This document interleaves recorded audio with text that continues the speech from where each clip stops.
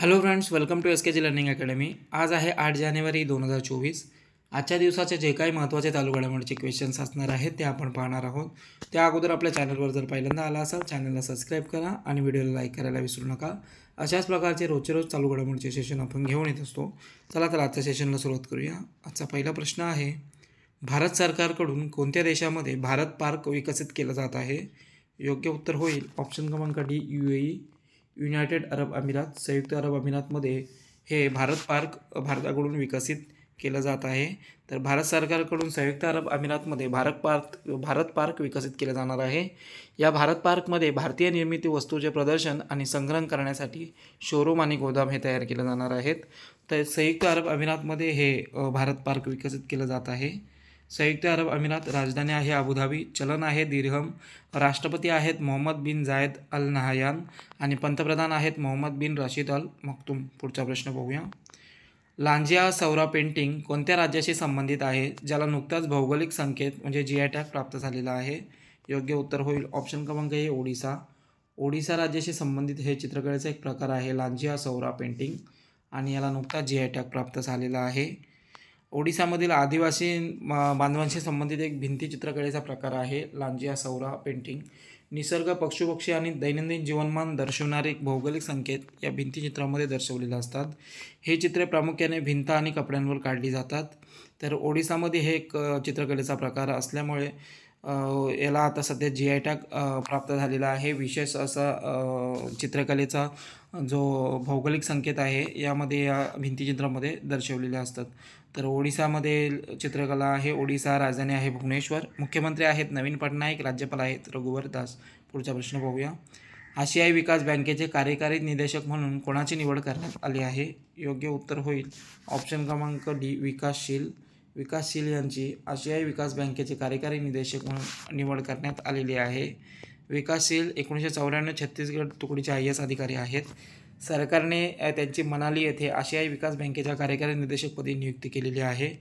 आशियाई विकास बँकामध्ये निदेशक विकासशील यांचा कार्यकाल 3 वर्षाचा असणार आहे। आशियाई विकास बँक एक क्षेत्रीय बँक आहे आणि या बँकेच्या कार्यकारी निदेशकपदी आता नुकताच विकासशील यांची निवडी करण्यात आलेली आहे। आशियाई विकास बँक स्थापना झालेली आहे 19 डिसेंबर 1966। मुख्यालय आहे मनिली, फिलिपिन्स आणि सदस्य देश आहेत 68 आणि सध्या अध्यक्ष आहेत आशियाई विकास बँकेचे मात्सुगो असाकावा, हे जपानचे आहेत। पुढचा प्रश्न पाहूया। भारताचे पहिले सूर्य मिशन आदित्य L1 हे कोणत्या दिवशी लॅग्रेंज केंद्र 1 वर पोहोचलेलं आहे? योग्य उत्तर होईल ऑप्शन क्रमांक ए, 9 जानेवारी 2024। या दिवशी हे आदित्य L1 मिशन लॅग्रेंज केंद्र 1 वर पोहोचलेलं आहे। भारताचं सूर्य मिशन होतं हे आदित्य L1। 3 सप्टेंबर 2023 रोजी हे यान प्रक्षेपित करण्यात आलेलं होतं। आदित्य L1 सूर्य आणि पृथ्वी दरम्यान जो लॅग्रेंज पॉईंट आहे त्याच्या चारी बाजूला प्रमाणमंडळ कक्षेमध्ये स्थापित केलं जाणार आहे। 1.5 मिलियन किलोमीटर अंतरावरून सूर्याचे अध्ययन करणारा अंतराळ आधारित वेधशाळा श्रेणीचे एक भारतीय सौर मिशन आहे। पृथ्वीच्या केंद्राबाहेर जाणारे इस्रोचे हे 5वे मिशन आहे आणि नुकताच हे लॅग्रेंज केंद्रावर हे यशस्वीरित्या पोहोचलेलं आहे। पुढचा प्रश्न पाहूया। बिमस्टेकचे महासचिव म्हणून कोणी नुकताच पदभार स्वीकारलेला आहे? योग्य उत्तर होईल ऑप्शन क्रमांक सी, इंद्रमणी पांडे। इंद्रमणी पांडे यांची बिमस्टेकचे महासचिव म्हणून नियुक्ती मागे झाली होती आणि आता यांनी हा पदभार स्वीकारलेला आहे नुकताच। जे इंद्रमणी पांडे आहेत पहिले भारतीय व्यक्ती आहेत बिमस्टेकच्या महासचिव पदाची सूत्रे हातात घेणारे। ते भारतीय विदेश सेवा IFSचे 1990 तुकडीचे अधिकारी आहेत। या अगोदर ते संयुक्त राष्ट्रसंघामध्ये जिनेवामध्ये भारताचे स्थायी प्रतिनिधी होते। तर बिमस्टेकचा फुल फॉर्म होतं द बे of Bengal initiative for multi sectoral technical and economic corporations. याची स्थापना झालेली आहे 1997मध्ये। सदस्य देश आहेत 7, यामध्ये भारत, बांगलादेश, भूतान, म्यानमार, नेपाळ, श्रीलंका आणि थायलंड या देशांचा समावेश होतो। बंगालच्या उपसागर क्षेत्रातील देश या संघटनेमध्ये सामील आहेत। पुढचा प्रश्न बघूया। रणजी क्रिकेटमध्ये सर्वात कमी वयात पदार्पण करणारा चौथा खेळाडू कोण ठरला आहे? योग्य उत्तर होईल ऑप्शन क्रमांक बी, वैभव सूर्यवंशी। रणजी क्रिकेट स्पर्धेमध्ये सर्वात कमी वयामध्ये पदार्पण करणारा हा चौथा खेळाडू ठरलेला आहे वैभव सूर्यवंशी। बिहारचा हा खेळाडू आहे। याने 12 वर्ष आणि 284 दिवस वयामध्ये रणजी ट्रॉफी 2023-24मध्ये बिहारकडून मुंबई विरुद्धच्या सामन्यामध्ये पदार्पण हे केलेलं आहे। या अगोदर 1942-43मध्ये रणजी सामन्यांमध्ये 12 वर्ष 73 दिवस वयामध्ये पदार्पण करणारा अलिमुद्दीन हा सर्वात कमी वयाचा रणजी खेळाडू ठरलेला होता। पुढचा प्रश्न बघूया। राजस्थान सरकारने कोणत्या योजनेचे नाव बदलून श्री अन्नपूर्णा रसोई असे केलेलं आहे? योग्य उत्तर होईल ऑप्शन क्रमांक ए इंदिरा रसोई योजना. काँग्रेस सरकारच्या काळामध्ये ही योजना सुरू झालेली होती आणि या योजनेचं आता नाव बदललेलं आहे. श्री अन्नपूर्णा रसोई असे या योजनेचं नाव करण्यात आलेलं आहे. राजस्थानचे मुख्यमंत्री भजनलाल शर्मा यांनी इंदिरा रसोई योजनेचे नाव बदलून अन्नपूर्णा रसोई योजना असे केलेलं आहे.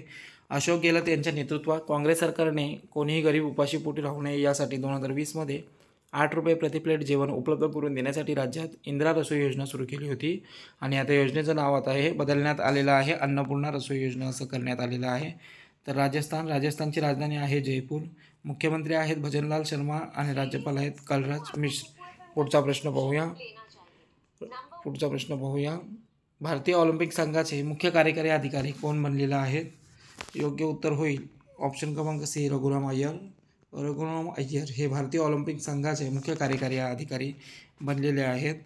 तर भारतीय ऑलिम्पिक संघाचे नवीन CEO रघुराम अय्यर IPLमध्ये यांनी Rajasthan royal, Lucknow super giants आणि रायझिंग पुणे या संघाचे CEO म्हणून देखील काम पाहिलेलं आहे. तर भारतीय ऑलिम्पिक संघ स्थापना झालेली आहे 1927मध्ये. मुख्यालय आहे नवी दिल्ली या ठिकाणी आणि सध्या या भारतीय ऑलिम्पिक संघाच्या अध्यक्ष आहेत PT उषा. पुढचा प्रश्न पाहूया. कॅनरा बँकेने कोणत्या ठिकाणी आपले माहिती विश्लेषण केंद्र सुरू केलेलं आहे? योग्य उत्तर होईल ऑप्शन क्रमांक ए बंगळूर. कर्नाटकची राजधानी बंगळूर या ठिकाणी कॅनरा बँकेने आपले माहिती विश्लेषण केंद्र नुकताच सुरू केलेलं आहे. तर माहिती विश्लेषण केंद्र याची स्थापना करण्यात येणार आहे बंगळूर या ठिकाणी. अत्याधुनिक तंत्रज्ञानाने समृद्ध असे हे केंद्र असणार आहे. तर कॅनरा बँक स्थापना झालेली आहे 1906मध्ये. मुख्यालय आहे बंगळूर. अध्यक्ष आहेत विजय श्रीरंगन. मुख्य कार्यकारी अधिकारी आणि व्यवस्थापकीय संचालक आहेत के सत्यनारायण राजू. पुढचा प्रश्न पाहूया. हायड्रोकार्बन क्षेत्रातील सहकार्यासाठी भारत आणि कोणत्या देशात नुकताच करार झालेला आहे? योग्य उत्तर होईल ऑप्शन क्रमांक ए गुयाना. भारत आणि गुयाना या 2 देशांमध्ये नुकताच हायड्रोकार्बन क्षेत्रातील सहकार्यासाठी एक करार झालेला आहे. तर केंद्रीय मंत्रिमंडळाने नुकताच हायड्रोकार्बन क्षेत्रात सहकार्यासाठी भारत आणि गुयाना गणराज्य यांच्यामध्ये MOU संमती दिलेली आहे. गुयानाकडून कच्च्या तेलाची आयात, कच्च्या तेलाचे संशोधन तसेच क्षमता निर्माण या गोष्टी सामील केल्या गेल्या आहेत. गुयानासोबत हायड्रोकार्बन क्षेत्रातील करारामुळे द्विपक्षीय व्यापारामध्ये वाढही होणार आहे. तर गुयानाची राजधानी आहे जॉर्जटाउन. चलन आहे गुयानीज डॉलर. राष्ट्रपती आहेत मोहम्मद इरफान अली. पुढचा प्रश्न पाहूया. आपत्तीजनक घटनांची पूर्वसूचना देण्यासाठी कोणत्या राज्याने राहतवाणी केंद्र सुरू केलं आहे? योग्य उत्तर होईल ऑप्शन क्रमांक सी उत्तर प्रदेश राज्याने हे आपत्तीजनक घटनांची पूर्वसूचना देण्यासाठी राहतवाणी केंद्र नुकताच सुरू केलेलं आहे. उत्तर प्रदेश राज्याचे मुख्य सचिव दुर्गाशंकर मिश्र यांनी राज्यातील नैसर्गिक आपत्ती तसेच आपत्ती सदृश्य घटनांची पूर्वकल्पना देण्यासाठी राहतवाणी केंद्राचे उद्घाटन नुकताच केलेलं आहे. लखनौमधील लालबाग क्षेत्रामध्ये हे केंद्र सुरू करण्यात आलेलं आहे. या उपक्रमाच्या माध्यमातून कोणत्याही प्रकारच्या आपत्तीची पूर्वकल्पना नागरिकांना 30 मिनिटे अगोदर देण्यात येणार आहे. तर उत्तर प्रदेशमध्ये सुरू करण्यात आलेले आहे. उत्तर प्रदेश राजधानी आहे लखनौ. मुख्यमंत्री आहेत योगी आदित्यनाथ आणि राज्यपाल आहेत आनंदीबेन पटेल. पुढचा प्रश्न बघूया. कोणता देश कॅन्सरने होणाऱ्या मृत्यूंच्या बाबतीमध्ये आशियामध्ये 2ऱ्या क्रमांकावर आहे? या प्रश्नाचं योग्य उत्तर होईल आपला देश भारत हा कॅन्सरने होणाऱ्या मृत्यूच्या बाबतीमध्ये आशियामध्ये 2य क्रमांकावर आहे.